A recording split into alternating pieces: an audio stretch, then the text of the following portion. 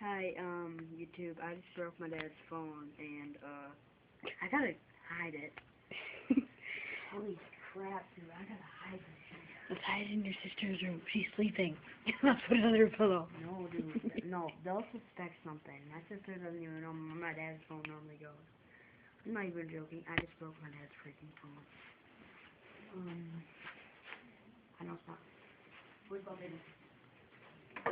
We never use this thing. In fact, it's for sale on Craigslist. Take the hint. I got them in different spots, cause they're gonna, suspect somebody if it's all in the same spot. That was really not smart. At 3 in the morning to be doing this. There. Wow, that's smart. Under the popcorn machine.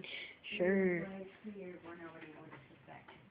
There, no, that's where my dad's phone's gonna be, so don't you tell him or I'm gonna beat you.